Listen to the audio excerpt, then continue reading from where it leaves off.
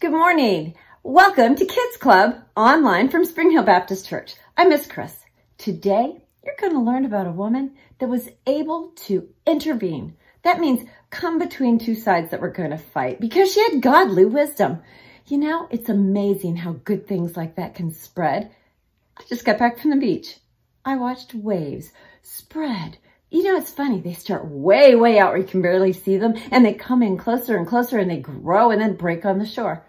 That's how being kind, godly, loving can happen here with us. Let's listen.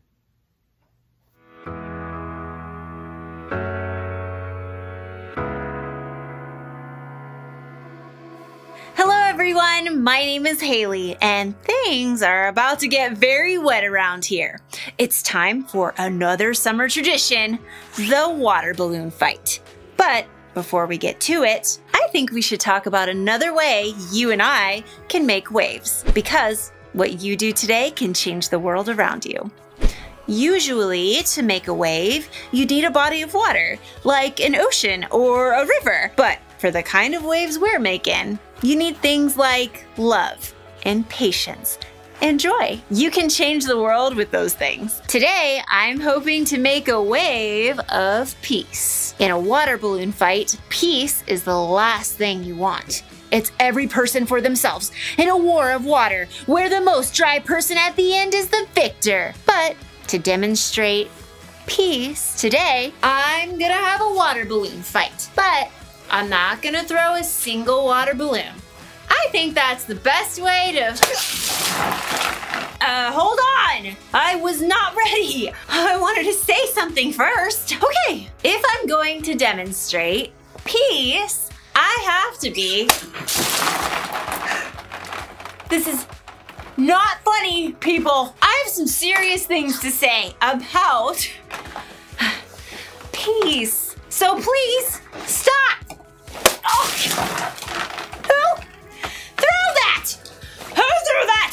Who threw it?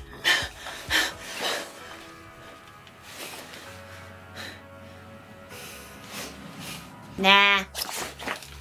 In today's story, we're going to learn about two guys who are about to go to war and the one woman who was brave enough to stop them.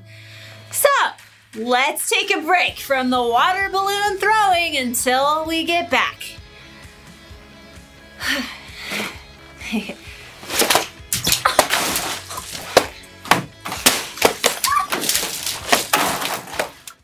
Now, for an amazing story, inspired by the book of 1 Samuel, chapter 25, verses 1 through 35. Near the town of Carmel lived a wealthy man named Nabal.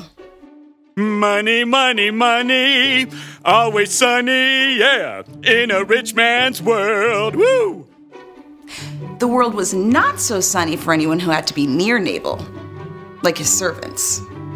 Our boss's picture is right here in the dictionary beside foolish person. See? Nabal was also terribly rude. You, bring me another leg of mutton. What's wrong with this one? It's touching those peas. But you asked for peas. I asked for tea, you blockhead. I shall dump these peas on your noggin. But unlike Nabal, Abigail, his wife, had a clear mind and a wise heart. She kept a close eye on her husband's estate and did her best to keep him from destroying their lives with his quick temper. Tell me, how was the flock this season? Have we lost any sheep to raiders? Not a one, my lady. But last season our sheep were attacked by robbers a dozen times. We've had protection. Protection? How? David and his men have been camping nearby. As long as they've stayed near our flocks, they've kept us and the sheep from any harm. Very good. I've heard some say David will be king in Saul's place. Has Nabal thanked David for his help? Give thanks, Nabal. That was very funny, my lady. I'll consider the matter. Let me know if anything changes. The time for sheep shearing neared, and Nabal ordered a grand party to celebrate. Music, drink, mutton, bread, cakes, raisins. Are you writing this down? Yes, sir. But no peas. No peas. As Nabal ordered the festivities, 10 young men arrived to bring a message from David. That outlaw? What does he want? David says, may you live long and everything go well for you. Only what I deserve. He says, I hear that you are clipping the wool off your sheep. When your shepherds were with us, we treated them well. The whole time they were at Carmel, nothing that belonged to them was stolen. Please be kind to my men. Please give us anything you can find for us.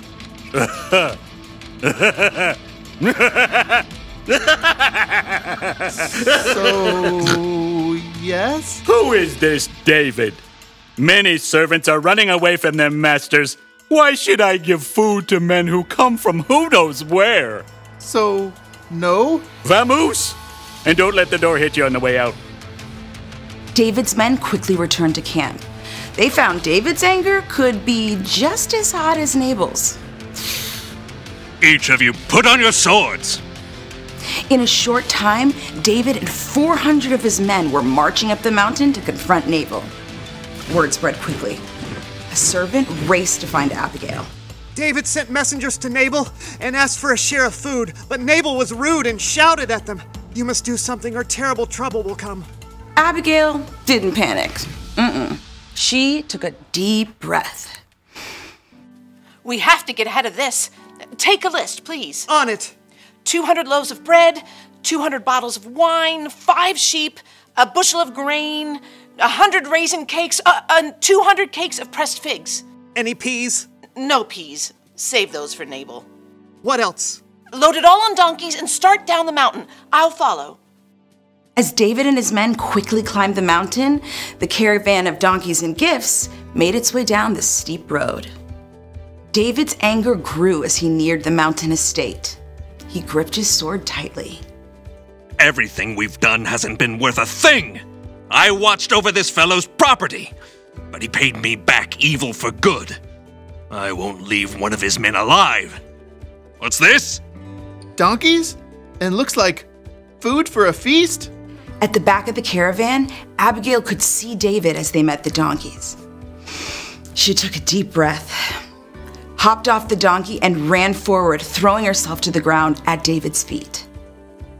Pardon your servant, sir. Please don't pay any attention to that evil man Nabal. He's always doing foolish things. But now the Lord has kept you from using your own hands to get even. I've brought a gift for you and the men who follow you. Abigail dared to look up. David was watching her closely. The Lord your God will give you a kingdom that will last. That's because you fight the Lord's battles. He'll appoint you ruler over Israel. When that happens, you won't have to worry about how you killed people without any reason. The Lord your God will give you success. When that happens, please remember me. Slowly, David nodded. He removed his hand from the hilt of his sword and reached down to help her up. Give praise to the Lord. He has sent you today to find me. You have shown a lot of good sense and kept me from using my own hands to get even. He has kept me from harming you. Prepare a feast for your men. You've earned every bit of it. Go home in peace. David accepted the gift and turned back instead of facing down Nabal. Abigail returned home to find her husband holding his giant party. Nabal, I've made peace. Peace? Ugh, hate him. Woo-hoo-hoo. Though David didn't kill him, Nabal soon met a dreadful end. Abigail and her entire household were saved because she chose to get creative and make peace.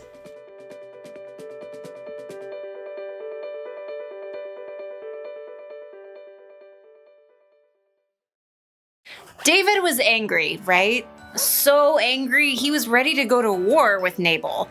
He wanted revenge. It's a good thing Abigail stepped in when she did. She made what could have been a really bad situation better by helping David see things in a different way. Abigail helped make peace. Now, there are 3 types of people in this story, and chances are you're gonna be like every one of them in your life.